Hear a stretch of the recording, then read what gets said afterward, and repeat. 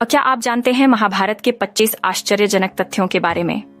महाभारत महर्षि वेदव्यास द्वारा लिखा गया था, जो 5वें वेद ग्रंथ के रूप में जाना जाता है और हिंदू संस्कृति की एक मूल्यवान संपत्ति है।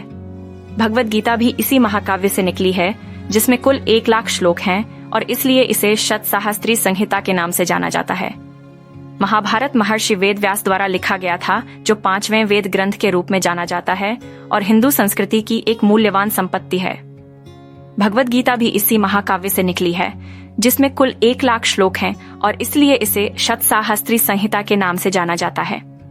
महाभारत में पांडु के 5 पुत्रों और धृतराष्ट्र के 100 पुत्रों के बीच हुई दुश्मनी के बारे में तो हम सभी जानते हैं।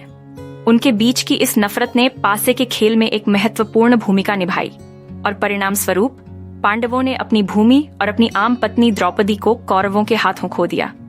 और 13 वर्षों के वनवास के बाद जब पांडव वापस लौटे तो दुर्योधन ने उन्हें उनकी आधी जमीन वापस देने से इनकार कर दिया। प्योर सीरियस के लिए सब्सक्राइब करें, जिसके परिणाम स्वरूप कुरुक्षेत्र में युद्ध हुआ, जिसमें भगवान कृष्ण ने अर्जुन को अपना नैतिक व्याख्यान दिया, जिसे भगवद गीता के नाम से जाना जाता है। अंत में इस युद्ध को जीतने के बाद पांडव अपने रिश्तेदारों की हत्या के अपराध के कारण ध्रुवीय पर्वतों की एक बड़ी यात्रा पर गए, जहां स्वर्ग का द्वार बनाने वाले युधिष्ठिर की रास्ते में ही मृत्यु हो गई। नीचे महाभारत के कुछ आश्चर्यजनक तथ्य दिए गए हैं, जिनसे हम में से अधिकांश लोग अनजान हैं। 1. महाभारत की रचना महर्षि वेदव्यास द्वारा की गई थी और भगवान गणेश द्वारा लिखी गई थी, इस शर्त के साथ कि महर्षि वेदव्यास को लिखे जाने वाले श्लोकों को एक बार भी रुके बिना लगातार बोलना होगा। तब वेदव्यास ने यह भी शर्त रखी कि वे श्लोकों का अर्थ समझकर बोलेंगे, लेकिन गणेश जी उन्हें मन में अर्थ निकाले बिना नहीं लिख सकते। तो इस तरह पूरे महाकाव्य में कभी कभी वेदव्यास कठिन श्लोक बोलते हैं, जिसका अर्थ समझने में गणेश जी को समय लगता है और इस बीच वेदव्यास विश्राम करते हैं। 2. वेदव्यास कोई नाम नहीं बल्कि वेदों का ज्ञान रखने वालों को दिया जाने वाला एक पद है। कृष्ण द्वीपायन से पहले 27 वेदव्यास थे,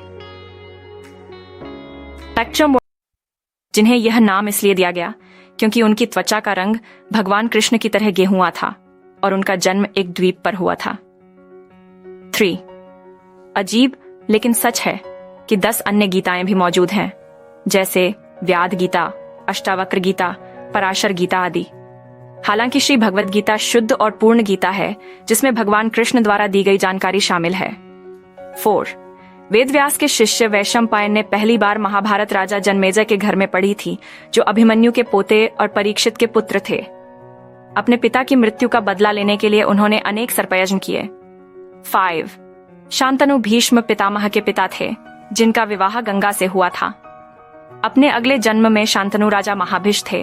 वह ब्रह्मा की सेवा करने गए, जहां उन्होंने गंगा को देखा और उनकी ओर आकर्षित हुए। इसी बीच ब्रह्मा ने उन्हें श्राप दे दिया और कहा कि नरक में जाओ।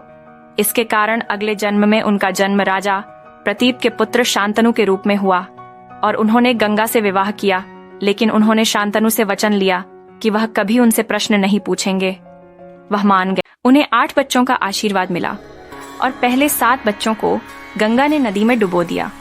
उन्होंने कभी कोई सवाल नहीं पूछा, लेकिन जब गंगा अपने 8वें बच्चों को डुबाने वाली थीं, तो वह गुस्से से भड़क उठे और उनसे इसका कारण पूछा। तब गंगा ने उन्हें उनके पिछले जन्म और भगवान ब्रह्मा के श्राप के बारे में बताया। इसके बाद वह अपने 8वें बच्चे को लेकर चली गईं। 6. धर्म ग्रंथों के अनुसार 33 मुख्य देवता हैं और उनमें से एक अष्टवसु हैं, जिनका जन्म शांतनु और गंगा के पुत्र के रूप में हुआ था। उनके 8वें पुत्र को भीष्म के नाम से जाना जाता था। 7. शांतनु का दूसरा विवाह निषाद पुत्री सत्यवती से हुआ और उनके चित्रांगद और विचित्रवीर्य नाम के 2 बच्चे हुए। एक युद्ध में चित्रांगद की मृत्यु हो गई और फिर विचित्रवीर्य राजा बने, जिन्होंने काशी की राजकुमारी अंबिका और अंबालिका से विवाह किया था। 8. विदुर महाभारत में यमराज के अवतार थे और धर्मशास्त्र तथा अर्थशास्त्र के महान विद्वान थे। आर्षि मांडव्य के श्राप के कारण उन्हें मनुष्य के रूप में जन्म लेना पड़ा। 9. कुंती ने बचपन में आर्षि दुर्वासा की सेवा की थी। वह बहुत प्रभावित हुए और उन्होंने कुंती को एक जादुई मंत्र दिया, जिससे कुंती किसी भी देवता से संतान मांग सकती थी। इसलिए शादी से पहले उन्होंने सूर्यदेव से एक बच्चे के लिए कहा और कर्ण का जन्म हुआ। 10. आर्षि किंगडम के श्राप के कारण पांडु ने अपना राज्य छोड़ दिया और सन्यासी बन गए। कुंती और माद्री भी उनके साथ वन में रहने लगी, जहां दुर्वासा के मंत्र से धर्मराज युधिष्ठिर का जन्म हुआ। इसी प्रकार वायुदेव के अंश से भीम और इंद्र के अंश से अर्जुन का जन्म हुआ। कुंती ने वह मंत्र माद्री को दिया था और सहदेव का जन्म हुआ था। 11 फिर उसने 2 वर्ष तक घी के बर्तन रखे और पहले बर्तन से दुर्योधन का जन्म हुआ और उसी दिन भीम और फिर बाकी लोग पैदा हुए। जन्म के बाद दुर्योधन गधे की तरह रोने लगा और इसके कारण गिद्ध और कौवे शोर मचाने लगे। विदुर ने धृतराष्ट्र से कहा कि वह दुर्योधन को मार डाले क्योंकि वह उसके परिवार को नष्ट कर देगा, लेकिन वह अपने बच्चे के प्यार में ऐसा नहीं कर सका। दुर्योधन का वास्तविक नाम सुयोधन था। हम सभी जानते हैं कि महाभारत में दुर्योधन ने शतरंज का खेल जीता और युधिष्ठिर से द्रौपदी को अपनी बाईं जांघ पर बैठने के लिए कहा। इस वजह से उन्हें विलेन के नाम से जाना जाता है। लेकिन उस समय में पत्नी को पुरुष की बाईं जांघ या बाईं ओर स्थान दिया जाता था और दाहिनी जांघ या दाईं ओर का भाग पुत्रियों के लिए रखा जाता था। 13 आमतौर पर लोग 6 भुजाओं वाले पासे के बारे में जानते हैं। आश्चर्य की बात तो यह है कि जिस पासे के माध्यम से शकुनी ने पांडवों को छेकर के खेल में हराया था, उसके 4 पहलू थे और वह पासा किस चीज से बना था, यह कोई नहीं जानता।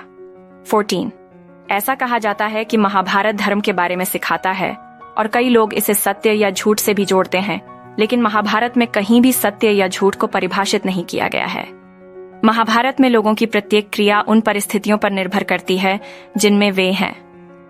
15 भविष्य की भविष्यवाणी करने के लिए ज्योतिषी नक्षत्रों पर निर्भर रहते हैं, क्योंकि महाभारत काल में कोई सूर्य चिन्ह नहीं थे। नक्षत्र के पहले स्थान पर रोहिणी थी, न कि अश्विनी। 16 क्या आप जानते हैं कि महाभारत के युद्ध में विदेशी भी शामिल थे? असली लड़ाई सिर्फ पांडवों और कौरवों के बीच नहीं थी, रोम ग्रीस की सेनाएं भी इसका हिस्सा थीं। 17 यह भी माना जाता है कि अभिमन्यु की मृत्यु का कारण चक्रव्यूह के 7 महारथी थे, लेकिन यह पूर्ण सत्य नहीं है। अभिमन्यु ने 7 महारथियों में से एक दुर्योधन के पुत्र को मार डाला। इस पर क्रोधित होकर दुःशासन ने अभिमन्यु की हत्या कर दी थी। 18 क्या आप जानते हैं कि इंद्रलोक की अप्सरा उर्वशी ने अर्जुन को श्राप दिया था, क्योंकि वह उसे मान कहकर संबोधित कर रहा था और कहा था कि वह नपुंसक बन जाएगा। इस पर भगवान इंद्र ने अर्जुन से कहा कि 1 वर्ष के गुप्तवास के दौरान यह श्राप एक वरदान के रूप में काम करेगा और उस अवधि को बिताने के बाद वह अपना पुरुषत्व पुनः प्राप्त कर लेगा। और महाभारत में 12 वर्ष वन में बिताने के बाद पांडवों ने अज्ञातवास का 13वां वर्ष राजा विराट के दरबार में बिताया। अर्जुन ने इस श्राप का उपयोग किया और बृहन्नला नामक किन्नर के रूप में जीवन व्यतीत किया। 19 भगवान कृष्ण ने अर्जुन को अपने अतृप्त वरदान के बारे में याद दिलाया, जब अर्जुन ने जंगल में रहते हुए दुर्योधन की जान बचाई थी और कहा था कि वह उचित समय पर इसे मांगेगा। अतः अर्जुन दुर्योधन के पास गए और भीष्म के मंत्रों से पड़े हुए 5 सुनहरे तीर मांगे और घोषणा की कि इन तीरों की सहायता से पांडव मारे गए।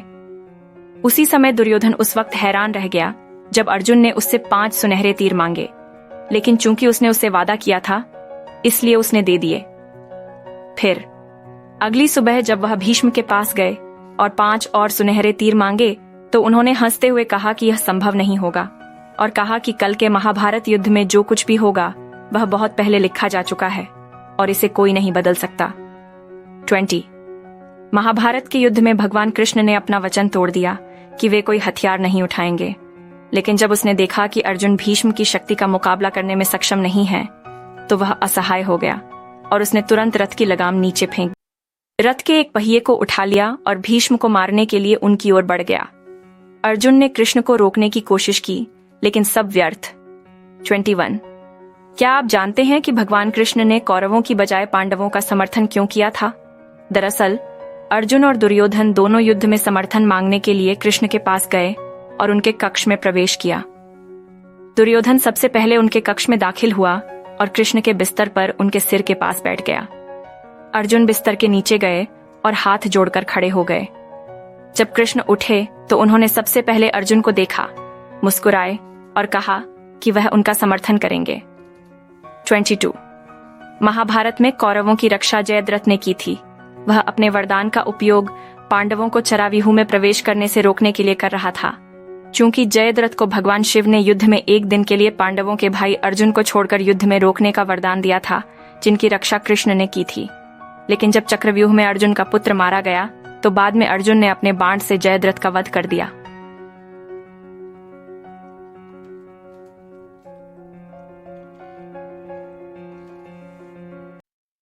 एकलव्य का पुनर्जन्म द्रौपदी के जुड़वां भाई धृष्टद्युम्न के रूप में हुआ था। चूंकि रुक्मिणी के अपहरण के दौरान कृष्ण ने उसे मार डाला था, इसलिए गुरु दक्षिणा के स्थान पर कृष्ण ने उसे आशीर्वाद दिया कि वह पुनर्जन्म ले सकता है। दुर्योधन ने यह कहकर भगवत गीता सुनने से इनकार कर दिया कि वह पहले से ही जानता है कि सही है या गलत। उन्होंने यह भी कहा कि कोई ताकत उन्हें सही रास्ता चुनने नहीं दे रही है। यदि उन्होंने कृष्ण की बातें मान ली होती तो पूरा युद्ध टल सकता था। अद्भुत, द्रौपदी देवी दुर्गा का अवतार थी। एक बार देर रात में भीम ने देखा कि द्रौपदी देवी दुर्गा के रूप में अपने खाली कटोरे में भीम का खून मांग रही है, तो वह डर गया और उसने अपनी मां कुंती को पूरी कहानी सुनाई। तब उसने द्रौपदी से कहा कि वह भीम को कभी चोट न पहुंचाए।